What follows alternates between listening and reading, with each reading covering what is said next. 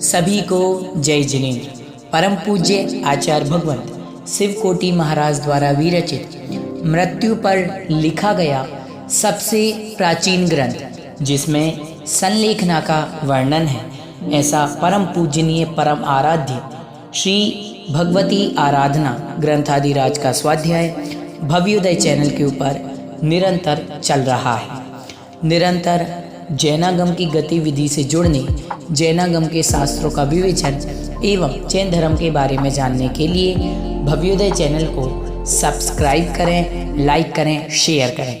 आइए प्रारंभ करते हैं। मंगलम भगवान वीरो मंगलम गौतमो गणी मंगलम कुंद कुंदाद्यो जैन धर्मोस्तु मंगलम सर्वमंगल मांगल्यम सर्वकल्याणिकारकम प्रधानं सर्वधर्माणां जयनं जयतु शासनं जयनं जयतु शासनं जयनं जयतु शासनं सिद्धे जयप्रसिद्धे चौविहाराहण फलं पत्ते वंदिता अर्हन्ते मोक्षम आराहण कमसो।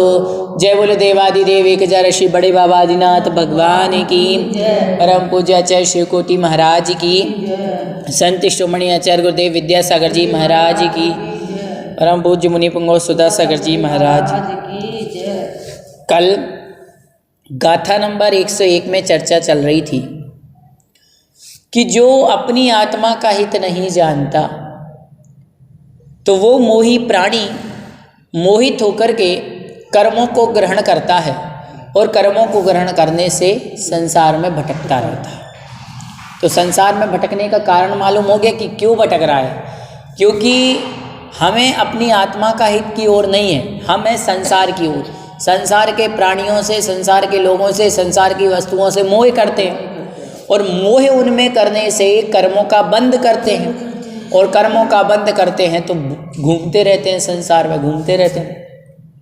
अब हमें धन से मोह है, बहुत आरंभ और बहुत परिग्रह हमारे मन में है। ऐसा लगता है कि भगवान आज एक मकान बन गया, कल और मकान बन जाए, कहीं हम खेती भी खरीद लेवें। तो धीरे धीरे पैसा आया तो मकान बना लिया, धीरे धीरे पैसा आया तो मकान को और मॉडर्न कर दिया, धीरे धीरे और पैसा आया तो एक मार्बल की फैक्ट्री और डाल ली, और पैसा आया तो सोचे एक माइंस और खरीद लें, और पैसा आया तो सोचे एक कटर और लगा लें। ऐसे करते कर इच्छाएँ बढ़ती जा रही हैं, आयु बीतती जा रही है, इच्छाएँ बढ़ती जा रही है, पैसा बढ़ता जा रहा है। मालूम तो हम किसकी ओर मोहित हो रहे हैं? संसार की ओर। ये नहीं सोच रहे कि हम अपने धीरे धीरे समय, हमारी मनुष्य आयु का समाप्त हो रहा है। ये विचार ये जीव हमारा नहीं कर पा रहा है।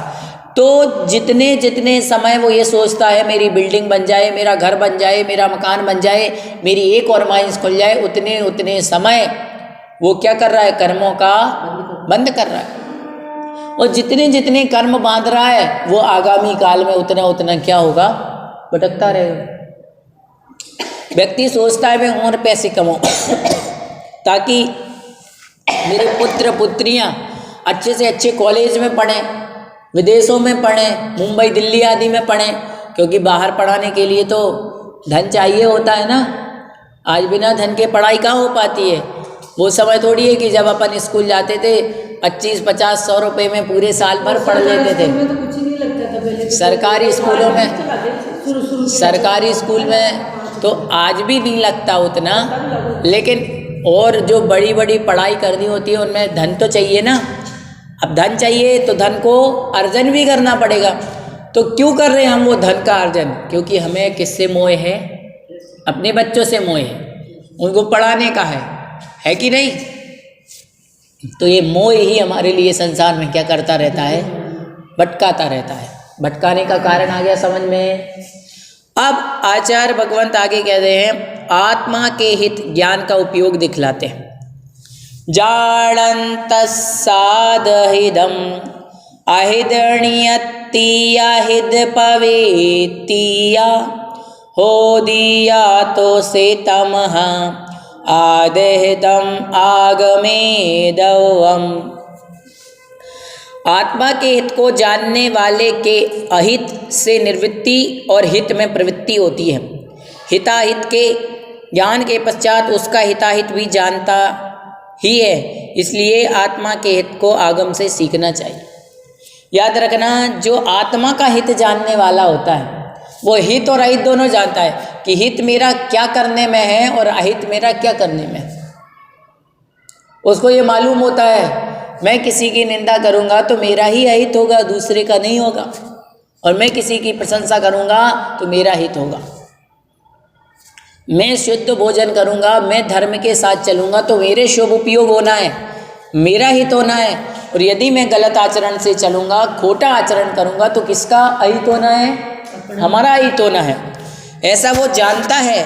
तो आचार्य भगवंत यहाँ पर कहते हैं कि आत्महित को जानने वाले की हित की प्रवृत्ति हो, किंतु अहित की प्रवृत्ति से निवृत्ति कैसे होगी?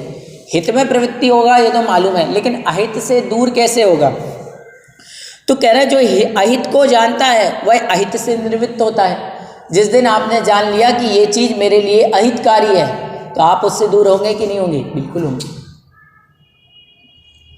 होता कि नहीं होता? जब आपको मालूम चल जाए कि भैया हमारे परिवार में सब नींबू खाते हैं लेकिन मुझे नींबू सूट नहीं होता है, क्यों? जैसे ही मैं नींबू खाता हूँ मेरा गला पकड़ लेता है, सर्दी जुकाम हो जाता है। सीताफल खाता हूँ मुझे जल्दी से जुकाम बुखार हो जाता है, तो मैं ज़्यादा ठंडी चीज़ें नहीं खा सकती। जब आपको पता चल गया कि आपके शरीर के लिए ये कैसा है? अहितकारी है, फिर आप बोलो भैया हम तो खूब खाएंगे, ऐसे काम नहीं चलेगा। जिसको मालूम चल गया कि ये मेरे लिए अहितकार है वो छोड़ देता है। जिसको पता है कि मुझे शुगर की प्रॉब्लम है और मीठा खाना मेरे लिए कष्टकारी बन सकता है, जहरकारी बन सकता है, इसलिए मीठा खाना वो क्या कर देता है? छोड़ देता है। समझ रहे कि नहीं समझ रहे बात को? मीठा खाना क्या कर देता है? वो छोड़ देता है कि मुझे अब मीठा नहीं खाना। इसीलिए कहते हैं हित और अहित भिन्न है। जो जिनसे भिन्न होता है उसके जानने पर भिन्न का ज्ञान नहीं होता। जैसे बंदर को जानने पर मगर का ज्ञान नहीं होता। हित अहित से भिन्न है। हित को जानने वाला अहित को नहीं जान सकता, तब कैसे नियम से अहित से निवृत्त होगा? आचार्य भगवंत ने जिज्ञासा की किसी ने कि एक ही चीज़ को तो जानेगा, हित को जानना है तो अहित को कैसे जानेगा और अहित से निवृत्त कैसे होगा? तो उसका उत्तर दे रहे हैं कि प्रत्येक वस्तु का जन्म स्व के भाव और पर के अभाव इन दोनों के अधीन होता है। जैसे घड़े बड़े पेट आदि का आकार वाला होता है, पटादि रूप से उसका ग्रहण नहीं होता। यदि घट का पट रूप से ग्रहण हो तो ज्ञान विपरीत कहलाएगा। इसी तरह यहाँ भी हित से विलक्षण अहित को नहीं जानता वह उसे विलक्षण हित का भी ज्ञाता नहीं हो सकता। अतः जो हित को जानता है वह अहित को भी जानता है, इसलिए उसकी अहित से निवृत्ति उचित है। एक चीज को अच्छा जानेगा तो बुरा भी तो जानेगा। याद रखना, हम बहुत विवेकी होते हैं। मनुष्य के अंदर समझदारी हर एक चीज होती है। बिना सोचे समझे वो काम नहीं करता, और जो बिना सोचे समझे काम करे तो वो पछताता ही है। फिर उसे समझदार व्यक्ति नहीं कह सकते। हर कार्य हमें सोच विचार के करना पड़ता है। यदि हम ऐसा कार्य करेंगे तो इसके फायदे क्या है, इसके नुकसान क्या है, इससे लाभ क्या है, इससे हानि क्या है।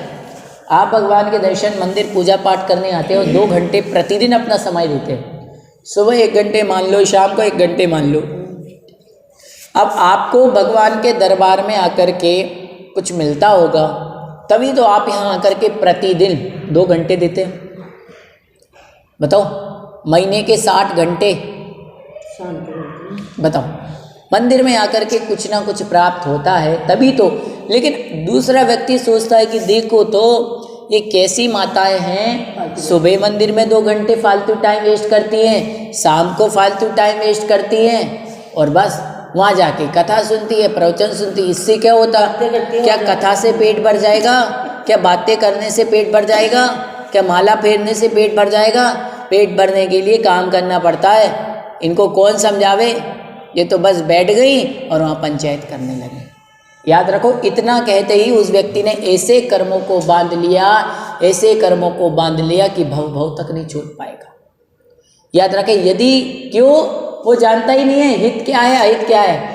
हम जानते हैं कि भगवान के मंदिर में बैठना, पूजा पाठ करना हित का कारण है, कर्मों के क्षय का कारण। आपको एक बात मालूम, मंदिर में आप आके बैठ जाओ, न माला फेरो, न पूजा करो, न पाठ करो, स्वाध्याय कुछ भी मत करो, बस भगवान से ये कहो कि भगवान मेरे मन में घर में रहता हूँ वहाँ भी पाप के भाव आते हैं, और मंदिर में हूँ यहाँ भी पाप के भाव आ रहे हैं, लेकिन कम से कम यहाँ आकर के मेरे पाप करने के भाव, इसीलिए आया हूँ कि मेरे मन में पाप के भाव ना आए। तो मंदिर में आके आप बैठे हो 1 घंटे 2 घंटे 3 घंटे 4 घंटे 5 घंटे, याद रखना उस समय में आपके मन के परिणाम धीरे धीरे, क्रोध आ रहा होगा तो शांत हो जाएगा, मन अपने आप निर्मल हो जाएगा। समझ रहे हो? आपको मालूम है मुनिराजों को देख करके, जिन मुनिराजों की चर्चा कर रही, सिंह जैसे क्रूर जानवर भी बिल्कुल एकदम सरल स्वभावी बन जाते हैं और उनके सामने बैठ जाते हैं। भगवान महावीर स्वामी जब मुनि अवस्था में विचरण करते थे तो जंगलों में पेड़ों के नीचे बैठते थे। अभी महाराज के साथ कुत्ता है। हाँ, तो क्या होता है कि सर्प, नेवला, सिंह, गाय जैसे क्रूर जीव भी भगवान महावीर स्वामी जब मुनि अवस्था में थे तो उनके सामने वो क्या करते थे, झुक जाते थे, शांत भाव से बैठ जाते थे। इसीलिए कहते हैं कि जो हित को जानता है वो अहित को भी जानता है, और जब वो ये जानता है कि मुझे हित किस में करना है तो अहित से दूर अपने आप हो जाता है। मुनि महाराज ने जान लिया कि मेरा हित रत्नत्रय में है, तो उनने संसार की क्रोध, मान, माया, लोभ, हिंसा, झूठ, चोरी, कुशील, इन सब अहित को क्या कर दिया, निर्मित हो गए इनसे। अब कहते हैं शिक्षा अशुभ भाव के संवर में हेतु है। यह कहते हैं संजायं कुबंतो पंचिंदिये सुम्बोडोति गुत्तियोय हवदिया ये अगमणो विनयेन समाहिदो भिक्षु। विनय से युक्त होकर स्वाध्याय करता हुआ साधु 5 इंद्रिय के विषयों से संवृत और 3 गुप्तियों से गुप्त एकाग्रमन होता है। वाचना, प्रचना, अनुप्रेक्षा, आमनाय, धर्मोपदेश, ये स्वाध्याय के 5 भेद हैं। स्वाध्याय 5 तरीके से किया जा सकता है। वाचना अर्थात बोल बोल करके, देखो मैं इसमें से पढ़ रहा हूँ तो ये वाचना स्वाध्याय हो गया। प्रचना, आप बीच में जिज्ञासा भी कर लेते हो कि भैया ऐसा कैसे हो सकता है, ये महाराज जी क्या कह रहे हैं, तो ये प्रचना हो गया। अनुप्रेक्षा, हम आपको कहते हैं कि जो हमने पढ़ा उसको हमें क्या करना है, चिंतन करना है। बार बार हम चिंतन करते हैं कि भगवान वो मुनिराज कैसे कष्टों को सहन करते होंगे, कैसे वो एक बार भोजन करके कैसे रहते होंगे, जंगल में तो बहुत प्रकार के जानवर होंगे, क्या उनको डर नहीं लगता। तो उनके बारे में हम क्या करते हैं, चिंतन करते हैं। आमनाय, रोज आप पाठ करते हैं भक्तामृत स्तोत्र का, आलोचना पाठ 6 डाला पढ़ते हैं, महावीराष्टक पढ़ते हैं, सुप्रभात पढ़ते हैं, मंगलाष्टक स्तोत्र पढ़ते हैं, ये क्या कहलाता है, आमनाय। और धर्मोपदेश, आपको जो गुरु महाराज देते हैं, यहाँ पढ़ के हमने अच्छी बात बताई, किसी ने भी आपको अच्छी बात बताई, आपने किसी को अच्छी बात बताई, ये क्या कहलाता है, धर्मोपदेश। आपने किसी को कह दिया कि भैया पानी तुम अनछना मत पीना, छना पानी पीना। क्यों, अनछने पानी में जीव तो होते ही हैं, साथ में उसमें कचरा भी होता है, तरह तरह के जीवाणु होते हैं, जिससे आपका स्वास्थ्य तो बिगड़ेगा ही और साथ में आपको पाप भी लगेगा, और आपको इसलिए छना पानी पीना चाहिए। ये कहलाता धर्मोपदेश। अब वो माने या ना माने, ये उसका काम है। आपका काम क्या है, उपदेश देना, अच्छी बात बताना। समझ गए? भगवान महावीर स्वामी ने उपदेश तो सबको अहिंसा का ही दिया है ना। और भगवान महावीर स्वामी जब उपदेश दे रहे थे जियो और जीने दो, तब उन्होंने ये थोड़ी कहा था कि ये उपदेश बस जैनियों के लिए है, जैनियों के लिए दिया था क्या बस? भगवान महावीर स्वामी ने ये उपदेश प्राणी मात्र के लिए दिया है। संसार में गाय, तिरैया, छाती, बैल कोई भी हो, सभी के लिए एक ही बात कही, जियो और उनका तो ये संदेश है। मानो तो अच्छा, ना मानो तो उनने तो उपदेश दे दिया। समझ गए? इसीलिए कहते हैं 5 भेद। तो इस प्रकार से ये 5 भेद आचार्य भगवंत ने बतलाए। और यहाँ पर कहा कथा के 4 प्रकार, आक्षेपणी, विक्षेपणी, संवेदनी और निर्वेदनी। उसके करने को धर्मोपदेश कहते हैं। अर्थात जो कथा होती है, जो धर्म का उपदेश होता है, वो अनेक प्रकार से दिया जाता है जी। यही थोड़ी है कि केवल आपको समझा दिया, आप उसको तरह तरीके से समझा सकते हो। मुनिराज अपने तरीके से समझाते हैं, चुल्लक एलक जी अपने तरीके से समझाते हैं, विद्यासागर जी महाराज अपने तरीके से समझाते हैं, प्रमाण सागर जी महाराज 4 बातें बता के समझाते हैं। हर चीज़ को 4 तरीके से समझाने का प्रयास करते हैं। सुधा सागर जी महाराज आपके लिए संसार के पापों में और पुण्य में क्या करने में हमारी समझदारी है, क्या करने में हमारा कल्याण है, वो बता के कराते हैं। बताओ, तो सबका बताने का तरीका क्या है, अलग अलग है। और उसको अनेक प्रकार से, एक तो आपको ऐसा बताया जाएगा कि भैया पाप काम को छोड़ो, धर्म कार्य में लगो। फिर जब आप धर्म कार्य में लग जाएंगे तब आपसे कहेंगे भैया तुम पूजा पाठ करने लगे, अब संयम को ग्रहण करो, 5 इंद्रिय पे कंट्रोल करो। फिर व्रत प्रतिभाएं ले लोगे, फिर कहेंगे भैया अब दीक्षा लो, चुल्लक दीक्षा लो, एलक दीक्षा लो। फिर और बढ़ जाओगे, फिर आगे क्या कहेंगे, अब तो भैया मुनि दीक्षा लो, आरिका दीक्षा लो। और जब मुनि दीक्षा और आरिका दीक्षा ले ली तो जो हमारे आचार्य गुरु महाराज होंगे वो कहेंगे देखो भैया स्वाध्याय बढ़ाओ, ये श्रावक आ जाते इनकी बातों में मत लगना, ये श्रावक तो तुम्हें क्या करेंगे, महाराज जी आप तो हमारे घर चलो, ये तो भटका देंगे, तुम तो एक काम करना, स्वाध्याय में लगना, माला फेरना, प्रभु का नाम स्मरण करना। यही कहेंगे ना हमारे गुरु महाराज, बताओ। और फिर जब और हम और उत्कृष्ट हो जाएंगे, नहीं करते, फिर कहेंगे देखो उपवास करना खूब, जितनी शक्ति हो, बताओ घंटों घंटों ध्यान करना। जब घंटों घंटों ध्यान करेंगे, उपवास करेंगे, तब कहेंगे देखो ऐसी विशुद्धि बढ़ाओ, ऐसी विशुद्धि बढ़ाओ कि तुम्हें शुद्धोपयोग की प्राप्ति हो जाए। और फिर जब अंत समय आएगा तो कहेंगे कि ऐसी विशुद्धि बढ़ाओ कि क्या ले लो, संलेखना समाधि ले लो। अब बताओ, तो गुरु महाराज क्या करते हैं, हमारा कल्याण। इसीलिए कहते हैं सबको उपदेश अलग अलग प्रकार से दिया जाता है। जब गृहस्थ को संलेखना समाधि मरण दी जाती है तो उसको कहा जाता है मैं सभी प्रकार के परिग्रह का त्याग करता हूँ, मैं सभी प्रकार के भोज्य पदार्थों का दिन में रात में त्याग करता हूँ। लेकिन जो मुनि महाराज है जिनकी त्याग ही है, रात में खाते नहीं है, एक ही बार खाते हैं, उपवास चल रहे हैं, परिग्रह आदि का त्याग है, उनको उपदेश दूसरा दिया जाता है।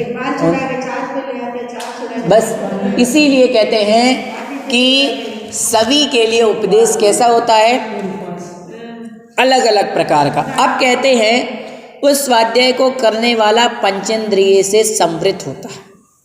बहुब्रीहि समाज में निष्ठांत पूर्व निपात होने से संवृत पंचेंद्रिय होना चाहिए। आपका कथन सत्य है। जाति काल सुखादिव्या पर वचनम, इस सूत्र से पंचेंद्रिय शब्द जाति वृत्ति होने से जातिवाचक, इसलिए निष्ठांत का प्रयोग पंचेंद्रिय के आगे किया है। इंद्रिय के अनेक भेद हैं, द्रव्येंद्रिय भावेंद्रिय, किंतु यहाँ इंद्रिय शब्द से रूपादि विषयक उपयोग कहा गया। अतः यहाँ अर्थ होता है कि स्वाध्याय करने वाले का रूपादि विषयक उपयोग रुक जाता है। शंका, रूपादि विषयक उपयोग को रोकने का क्या फल है? समाधान, रागादि में प्रवृत्ति नहीं होती। राग द्वेष मनोग आमनोग रूपादि विषयक उपयोग का आश्रय पाकर होते हैं। जिस विषय को जाना नहीं वह विषय केवल अपने अस्तित्व मात्र से राग द्वेष को पैदा नहीं करता, क्योंकि सोते हुए जिसका मन अन्य ओर है उस मनुष्य में विषय के पास में होते हुए भी राग द्वेष नहीं देखे जाते। कहा है गति में जाने वाला शरीर बनता है और शरीर से इंद्रियां बनती हैं, इंद्रियों से विषय का ग्रहण होता है और उससे राग और द्वेष होते हैं। जो विनय पूर्वक स्वाध्याय करता है वह पंचेंद्रिय संवृत और 3 गुप्तियों से गुप्त होता है, क्योंकि उसका मन अप्रशस्त रागादि के विकार से रहित होता है। झूठ, रुक्ष, कठोर, कर्कश, अपनी प्रशंसा, परनिंदा आदि वचन नहीं बोलता तथा शरीर के द्वारा हिंसा आदि में प्रवृत्ति नहीं करता। स्वाध्याय में लीन साधु एकाग्र मन होता है। ध्यान में भी प्रवृत्ति करता है, जिसका श्रुत से परिचय नहीं है उसके धर्म ध्यान शुक्ल ध्यान नहीं होता। अपाय विचय, उपाय विचय, विपाक विचय, लोक विचय आदि धर्म ध्यान होते हैं, भेद होते हैं। अपाय आदि के स्वरूप का ज्ञान जनागम के बल से ही होता है। कहा भी है, आदि के दो शुक्ल ध्यान और धर्म ध्यान पूर्वित केवली के होते हैं। पूज्यवर आचार्य भगवंत यहाँ पर ये बतलाना चाहते हैं कि धर्म में यदि आगे बढ़ना है और अपनी आत्मा का कल्याण करना है तो सर्वप्रथम 5 इंद्रिय के विषयों को रोकना, और 5 इंद्रिय के विषयों की ओर आपका ध्यान कब नहीं जाएगा, जब हम अपना मन इसमें लगाएं। देखो, आँखों का काम है देखना, इनको तो कुछ ना कुछ चाहिए ना, कानों को कुछ ना कुछ सुनना है, बोलो, मुख को कुछ ना कुछ बोलना है। अब आप लोग मौन ले लो 2-4 दिन का, तो ऐसा लगेगा अरे यार कुछ बोल ही नहीं पाए। बताओ, 2-4 दिन कानों में कुछ मत सुनो, बिल्कुल रुई लगा के बैठ जाओ, अजीब सा लगेगा। आँखों पे 1 दिन के लिए पट्टी बांध दो, कैसा लगेगा, अच्छा नहीं लगेगा ना। तो बात वही है, इन इंद्रिय के विषयों को कुछ ना कुछ चाहिए है, तो इसलिए याद रखो, इनको पापों में क्यों लगाएं। इंद्रियां जो विषय मांगती है इन विषय को नहीं देना है। इसके लिए तो हमें कहना है, आँख तुझे देखना है तो वीतरागी जिनेंद्र भगवान को देख, तुम्हें जिनवाणी सुनना है तो जिनवाणी सुनो, बोलना है तो भक्ता मर्जी बोलो, नमोकार बोलो, और स्पर्श करना है तो 3 लोक के नाथ जिनेंद्र भगवान और जिनवाणी का स्पर्श करो। संसार के विषयों का क्या स्पर्श करना। क्यों? इंद्रिय के भोग ये ऐसे होते हैं कि इनको जितना ग्रहण किया जाए उतनी इनकी लालसाएं बढ़ती जाती है, जो कि कभी समाप्त होने वाली नहीं है। ऐसा आचार्य भगवंतों ने कहा है। कोई व्यक्ति को यदि किसी प्रकार की खुजली हो जाती है, वह सोचता है कि थोड़ी सी खुजली चल रही है, मैं अपने हाथ पर खुजला लूँ, और जैसे ही वो हाथ पर खुजलाता है वो खुजली और बढ़ जाती है। उसने कहा थोड़ा और खुजला लूँ, थोड़ा और, जैसे ही खुजलाता है वो खुजली और बढ़ जाती है। उसने कहा थोड़ा और खुजला लूँ, ऐसे करते करते उसके ही नाखूनों से उसके हाथों में रक्त की धार निकलने लगती है, घाव बन जाता है, और नाखून एक प्रकार के इनमें विष ही होता है, और ये लगने से कई प्रकार के घाव बन जाते हैं और उसके बहुत अधिक बीमारी रोग बढ़ जाता है। समझ रहे हो? तो ये इंद्रिय के भोग ऐसे हैं। हमने सोचा कि आज तो सीरियल 24 घंटे चलना है, चलो 1 घंटे देख लेते हैं। 1 घंटे देखा, थोड़ा लगा यार 5 मिनट और देख लेते हैं, अभी तो 15 मिनट है बाकी। फिर सोचा 5 मिनट और देख लेते हैं, फिर सोचा 10 मिनट और देख लेते हैं, फिर सोचा 2 मिनट और देख लेते हैं। ऐसे करते करते 2 घंटे, 3 घंटे, 3-4 घंटे कब निकल जाते समय का मालूम नहीं चलता। ये याद रखना, ये इंद्रिय के विषय ऐसे हैं। कहीं हम घूमने जाते हैं, कहीं भोजन करने जाते हैं, होटल में जाते हैं, किसी की पार्टी में जाते हैं, किसी डांस आदि के प्रोग्राम में देखने जाते हैं, थिएटर में 3 घंटे की मूवी देखने जाते हैं, मालूम नहीं होता कि 3 घंटे कब निकल गए। आज के हमारे युवा पीढ़ी के जो वर्ग यदि 3 घंटे विधान में बैठ जाए तो उनका बड़ी आकुल व्याकुल मन के साथ वो 3 घंटे निकलते हैं। यदि वही 3 घंटे वो वहाँ सिनेमा हॉल में बैठ जाए तो 3 घंटे वहाँ उनको निकालना पता नहीं चलता कि 3 घंटे कब निकल गए। क्योंकि ये इंद्रियां क्या चाहती हैं? संसार के सुख, ये विषय, ये इंद्रियां देखना चाहती हैं, उसमें चलचित्र, उसमें कानों में वो शब्द सुन करके ये खुश होती हैं, उसमें अच्छे बुरे चित्रों को देख करके खुश होती हैं। अब बताओ, अरे आंखों को देख करके खुश होना है तो भगवान को देख करके खुश हो। तो मुनिराज को यही तो उपदेश है। मुनिराज को ना टीवी देखना, ना पिक्चर देखना, ना मोबाइल चलाना, ना कहीं घूमने जाना, ना होटल में खाने जाना, सब चीज़ का त्याग है। यदि तुम्हें देखना है तो किसको देख सकते हो, और नहीं देखना तो आंखें नीची करके बैठो। आगम कहता है, ये हम नहीं कह रहे। बोले सुनना है तो किसको सुनो? गुरुजी से उपदेश सुनो, आगम को सुनो, नहीं तो कान बंद करके बैठो। कहा बोलना है मुनिराज को तो क्या बोलो, जिनवाणी बोलो, बाकी संसार की चर्चा करना तुम्हारे लिए योग्य नहीं है। मुनिराज आप जाओगे तो ये नहीं पूछेंगे आपने क्या खाया, आपको क्या पसंद है, कहाँ घूम के आए, गोवा कब जा रहे हो, दिल्ली चले जाओ घूमने, ये खा लेना, मालपुआ खा लेना, दाल बाटी चूरमा खा लेना। उनको इससे कोई मतलब नहीं है। कहेंगे तो इतना कहेंगे, भैया भगवान के कुल में उत्पन्न हुए हैं तो शाकाहारी भोजन करना, शुद्ध भोजन करना। उसमें भी किसका उपदेश देंगे? धर्म का, इंद्रिय के विषयों का नहीं। बताओ, कोई ऐसा साधु आपने देखा जो आपको भोगों में फंसने का देता हो उपदेश? किससे उपदेश देते हैं? भोगों से निकलने का कि भोगों में फंसने का? निकलने का। समझ गए? तो वही आचार्य भगवंत कह रहे हैं। अब कहते हैं नवीन संवेग के उत्पन्न होने का क्रम कहते हैं। गाथा नंबर 104। जह जय सुध मोगाहदी अतिशयर सप रस सप सर मसुद ओवम तु तह तह पल्लाहादिजदी नव नव संवेग संढाए। कि जैसे जैसे अतिशय अभिधेय से भरा, जैसे पहले कभी नहीं सुना ऐसे श्रुत का अवगाह करता है, तैसे तैसे नई नई धर्म श्रद्धा से आह्लाद युक्त होता है। जैसे जैसे रोज रोज नए नए धर्म को सुनता है, वैसे वैसे ये व्यक्ति क्या करता है? नई नई श्रद्धा से युक्त होता है, नई नई श्रद्धा से आह्लाद युक्त होता है। जैसे जैसे आप जिन धर्म के बारे में पढ़ोगे, आपकी श्रद्धा क्या होती जाएगी? बढ़ती जाएगी। मन में एक क्या होती जाएगी? प्रसन्नता होती जाएगी। और आप कहोगे कि प्रभु ऐसा भी होता है क्या? ऐसे भी कठोर तपस्वी मुनिराज होते हैं? बताओ। जो लोग क्षुल्लक केलक अवस्था में मुनिराजों को देखते और कहते अरे इतनी कठिन तपस्या, एक लंगोट में रहते हैं, एक बार आहार करते हैं। अरे उन महामुनि मुनिराज को देखो, अनेक प्रकार की पीड़ाओं से युक्त होने के बाद भी, शरीर में विकार होने के बाद भी, शरीर की क्षमता न होने के बाद भी जंगलों में बैठ बैठ करके तपस्या करते हैं और सिर्फ अपनी आत्मा के हित के लिए प्रवृत्ति करते हैं। उन महामुनिराज को देखो। तब वो उन मुनिराज को देखता है तो उसके मन में आता है ओहो धन्य है ऐसी जिन मुद्रा देखकर। आज कोई जैन साधु के दर्शन करता है तो कहता है कि भगवान महावीर भगवान को तो मैंने नहीं देखा, लेकिन महावीर की प्रतिकृति यही है, साक्षात महावीर का स्वरूप। विचार करो, महावीर भगवान जब अपने समय में मुनि महाराज होंगे और वो विहार करते होंगे तो ऐसे ही लगते होंगे महावीर भगवान। ऐसे ही खड़े होकर के चंदन वाला ने उन्हें आहार दिया होगा। बताओ, जैसे रूखा सूखा भोजन अभी मुनिराज करते हैं, ऐसे ही रूखा सूखा नीरस भोजन तो भगवान महावीर ने लिया था। जैसे आज हमारे महाराज श्री जब आहार के लिए निकलते हैं तो ये थोड़ी देखते हैं कि कौन राजा है और कौन गरीब है, वो तो ये देख करके निकलते हैं जहाँ विधि मिल गई वहीं।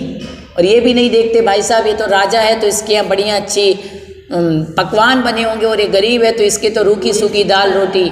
उनके मन में ये नहीं होता, दाल रोटी मिले चाहे मालपुआ मिले, दोनों को ही समझते हैं ये तो पेट में गड्ढा है और इस गड्ढे को क्या करना है? भरना है।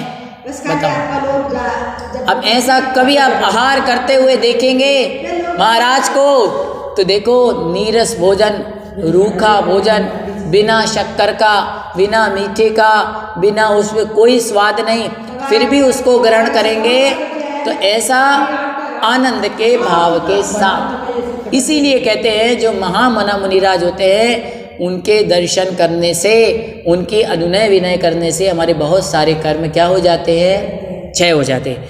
इसलिए कह रहे जैसे जैसे श्रुत का अवगाह करता है, शब्द रूप श्रुत के अर्थ को जानता है, श्रुत अतिशय रस प्रसर होता चाहिए। अन्य धर्मों में जो अर्थ नहीं पाया जाता उसे अतिशय रस कहा जाता है, क्योंकि शब्द का रस उसका अर्थ है और वही उसका सार है। जैसे आम्र फलादि का रस, प्रसर शब्द से अतिशयित अर्थ की बहुलता सूचित होती है, अतः अतिशयित रस प्रसर का अर्थ है अतिशय अभिधेय से भरा हुआ शुद्ध। अन्य मतावलंबी भी अपने सिद्धांत की प्रशंसा करते हैं और हम भी अपने सिद्धांत की प्रशंसा करते हैं। प्रत्यक्ष और अनुमान से विरुद्ध अर्थ के स्वरूप केवल नित्यता या केवल अनित्यता का कथन करने वाले आगम अतिशय अर्थ बहुल नहीं है। जिस आगम का अर्थ अन्य प्रमाणों से प्रमाणित होता है वही आगमार्थ अतिशयित होता है, अन्य नहीं। वह अश्रुत पूर्व से आश्रुत पूर्व जो पहले नहीं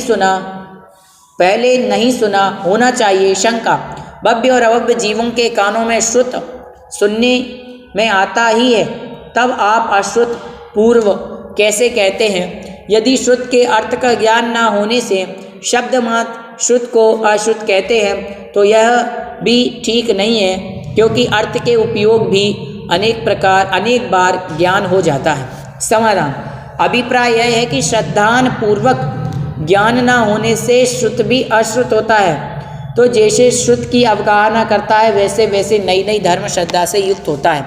फिर शंका करते हैं कि संसार से भीरुता को संवेग कहते हैं, तब आपका अर्थ धर्म ठीक नहीं है, इसमें कोई दोष नहीं है। संसार से भीरुता धर्म परिणाम का कारण है। जैसे शस्त्र के आघात के भय से कवच ग्रहण करते हैं, वैसे ही संवेग शब्द संवेग का कार्य जो धर्म है उसे कहता है।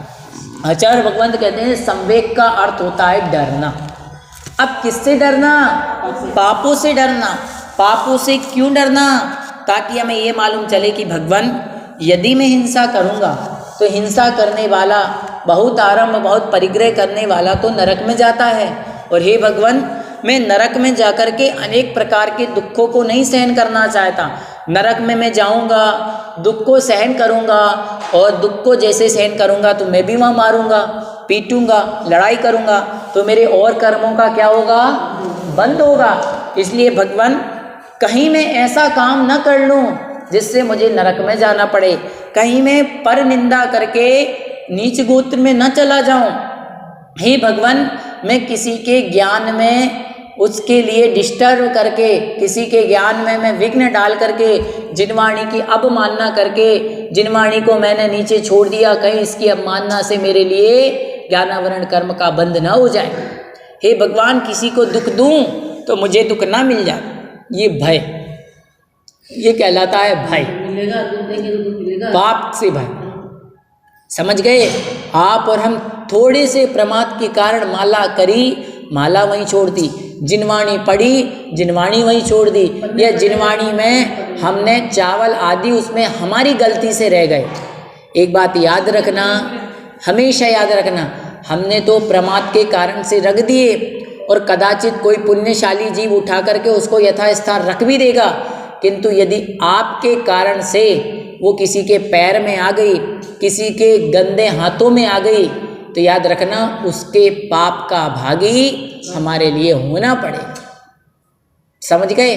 छोटी छोटी सी बातें ये बहुत बहुत बड़े कर्म बना जाती हैं। एक दिन गलती करोगे भगवान क्षमा कर देंगे, लेकिन रोज रोज आप पुस्तक छोड़ करके जा रहे हो, याद रखना जितना पुण्य कमा के जा रहे हो, पाप करके भी मंदिर में जा रहे हो। और याद रखना अन्य क्षेत्र में किया गया पाप धर्म क्षेत्र में तो दूर हो जाता है, लेकिन यदि धर्म कार्य में आप जिनेंद्र भगवान की, सच्चे देवसास गुरु की जिनवाणी की अभिनय करेंगे तो वो कर्म भव भर में बहुत कठिन फल को देने वाला है। इसीलिए याद रखना आज के समय में कई ऐसे जीव होते हैं कि जो मनुष्य हैं, सब अच्छा है, लेकिन उनकी बुद्धि विवेक बिल्कुल नहीं रहते, वो बचपन से ही अजीब अजीब हरकतें करते हैं। आपने देखा होगा जो थोड़े डिप्रेशन टाइप के रहते हैं, उनको ज्ञान नहीं रहता, जिन्हें कहते हैं मंद बुद्धि, पागलों जैसी करते, वो इस कर्म का फल है। कई लोग ऐसे होते हैं कि जो खूब पढ़ते हैं लेकिन उनको याद नहीं होता। कई बच्चे ऐसे होते हैं जो रोज पढ़ते हैं बार बार।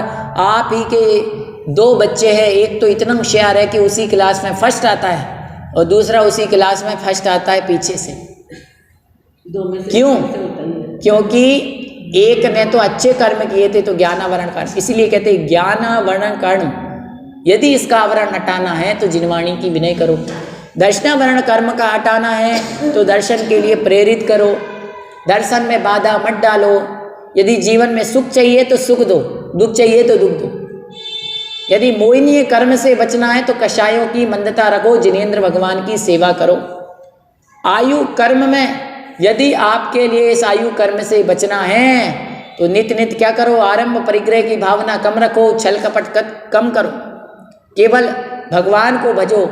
और अच्छा शरीर चाहिए, संसार की भी यदि कामना है, शुभ नाम कर्म चाहिए तो योगों को सरल रखो, मन वचन काया की सरलता रखो। और यदि हमारे लिए उच्च गोत्र चाहिए तो दूसरे की प्रशंसा करो, और नीच गोत्र चाहिए तो दूसरे की निंदा करो। और यदि सब कुछ संसार में आपको धन वैभव आदि चाहिए तो दान करोगे तो मिलेगा, ज्ञान दान करोगे तो ज्ञान मिलेगा, धन दान करोगे तो धन मिलेगा, अन्न दान करोगे तो अन्न मिलेगा, जो दोगे वो मिलेगा। बात इतनी सी है, जो बोया है उसी की फसल काटना है, सीधी बात। इसीलिए कहते हैं जो प्राप्त करना चाहते हो वो देना सीखो, प्रशंसा सुनना चाहते हो तो प्रशंसा करना सीखो। और यदि हमने गालियां दी हैं तो बदले में क्या मिलेंगी? गालियां मिलेंगी। समझ गए? माला यदि पहनना चाहते हो तो पहले माला पहनाना सीखो। सम्मान यदि चाहते हो तो दूसरे को सम्मान देना सीखो। समझ गए? यही जीवन का सार है। आज इतना ही पढ़ेंगे। जिनवाणी स्तुति। शास्त्र पठन में मेरे द्वारा यदि जो कहीं कहीं प्रमाद से कुछ अर्थ वाक्य पद मात्रा छूट गई, सरस्वती मेरी उस त्रुटि को कृपया क्षमा करें और मुझे कैवल्य धाम में महाविलंब धरें। जय बोलिए आचार्य भगवंत शिव कोटि मुनि महाराज की जय।